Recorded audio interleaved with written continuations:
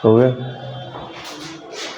नया चैप्टर है principle of mathematical induction, गणितीय आगमन का सिद्धांत। तो गणितीय आगमन के सिद्धांत में जैसे कोई फार्मूले हैं, हमारा बेसिक फार्मूला एक तुम लोग जानते होंगे, 1 + 2 + 3 + 4 + and so on n10 equal to n into n + 1/2, ये होता है ना। अब इसी फार्मूले को गणितीय आगमन के सिद्धांत से हमें ये प्रूफ करना है कि n सभी n के लिए, n belongs to capital N for natural number, सभी नेचुरल नंबर के लिए यह सत्य है। इसको डेरिवेशन नहीं करना है, ये फार्मूला नहीं डेराइव करना है। फार्मूला डेराइव करना हो तो बहुत आसान है। हाई स्कूल में एक तुम लोग अरिथमेटिक प्रोग्रेशन पढ़े हो, समांतर श्रेणी पढ़े हो ना, तो उससे ये आराम से प्रूफ कर लेते हैं।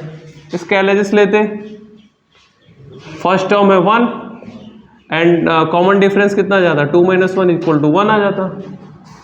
और नंबर ऑफ टर्म कितने हैं बताओ, n है, तो सम ऑफ n नंबर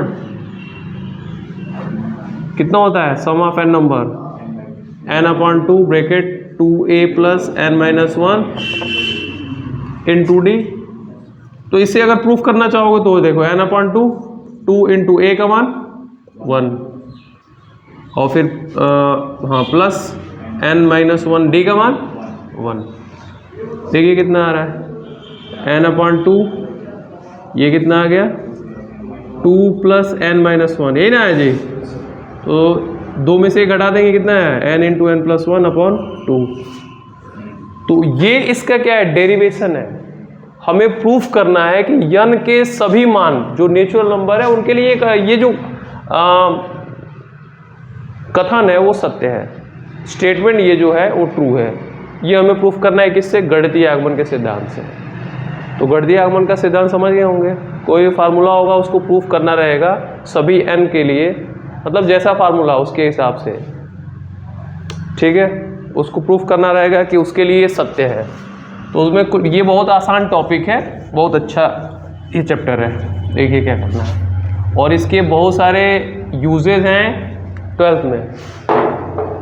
12वीं में लगभग हर एक चैप्टर में, लगभग मोस्टली चैप्टर में आपको मिल जाएगा कि ये गणितीय आगमन के सिद्धांत से इसको प्रूफ करिए, ठीक है। देखिए इसमें क्या करना है, ये जो स्टेटमेंट है इसको मान लेते हैं Pn। क्या मान लिया, Pn, ये कॉलन साइन है, 1 + 2 + 3 + 4 plus and so on plus n equal to n into n + 1।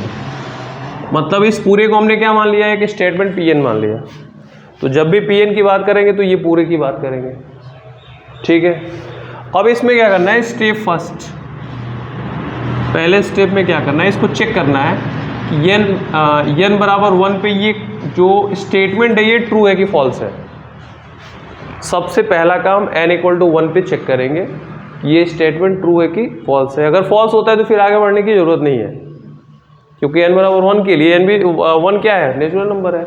अगर यहीं पे फॉल्स हो जाता तो आगे क्यों चेक करने जाओगे, समझ में आया। तो देखो इधर LHS है लेफ्ट हैंड साइड, इसमें n = 1 का मतलब क्या है,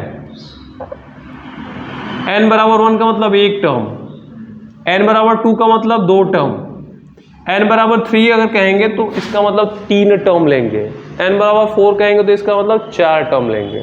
समझ में आ गया कि नहीं आ गया। तो n बराबर 1 कह रहे हैं तो एक टर्म कितना आ गया, LHS की बात करेंगे तो वो 1 आ जाएगा, है ना। और हम RHS की बात करेंगे तो यही ना है जी, RHS n इंटू n + 1/2। तो n का मान रख दो, n का मान कितना माना मैंने 1, तो 1 इंटू 1 + 1/2 कितना हो जाएगा 1 इंटू 2/2, 2 से 2 कैंसिल, मतलब ये भी 1 आ गया। मतलब लिख सकते हैं LHS = RHS। समझ में आया कि नहीं आया। तो यहाँ पे लिखेंगे अब क्या, hence n = 1,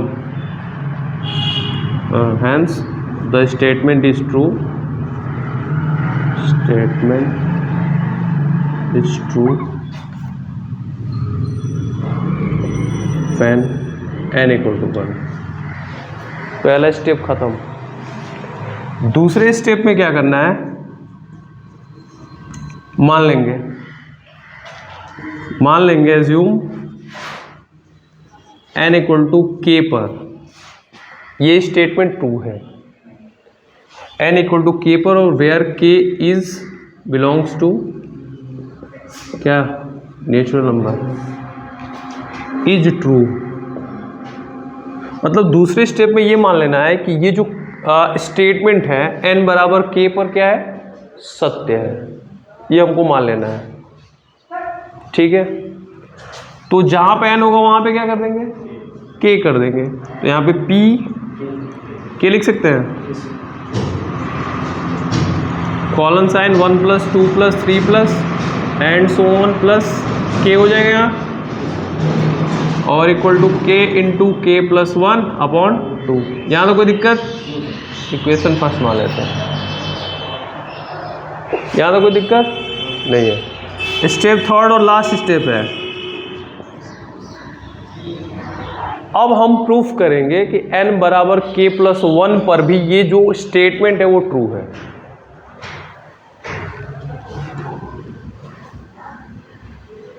now we will have to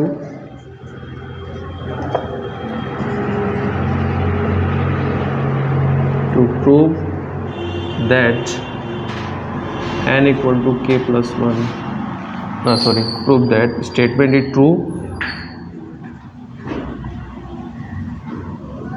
true, when n equal to k + 1।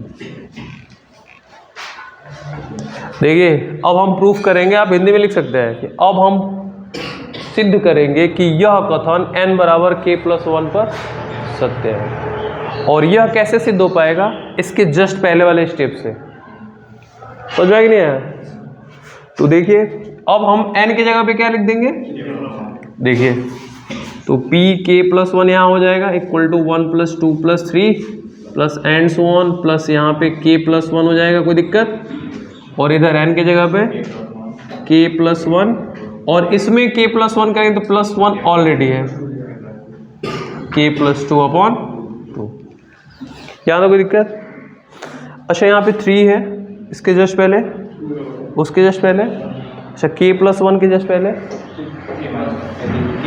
k आएगा। बस एक की कमी हो रही है, यहाँ 3 है, यहाँ पे 2 आया, तो k + 1 में से 1 हटाओ, एक k ही तो आएगा। मतलब इसके जस्ट पहले हम लोग क्या लिख सकते हैं, k।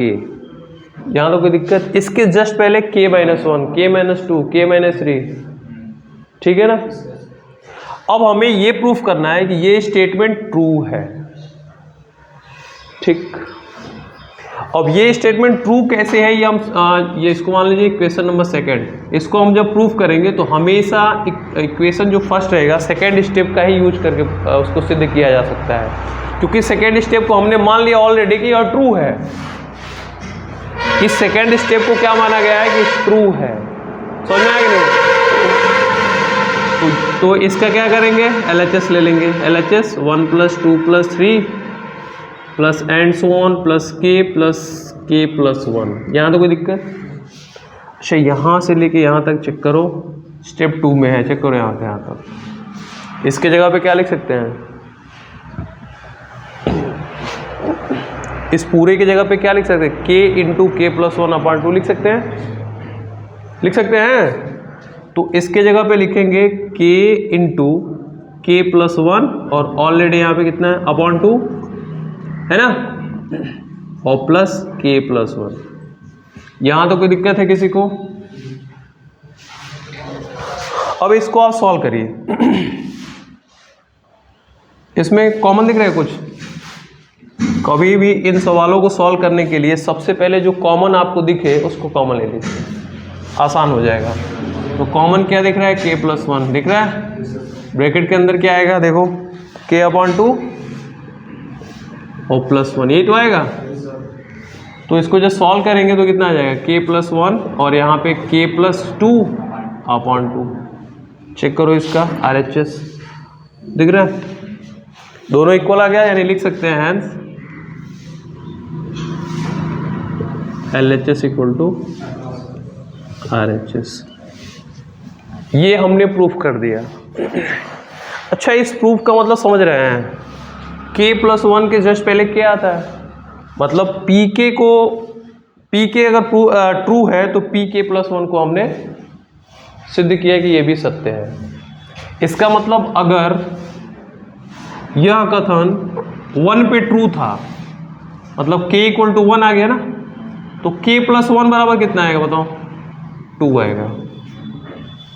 देखो इस कैसे को रिलेट है, यहाँ पे k है, यहाँ पे k+1 है।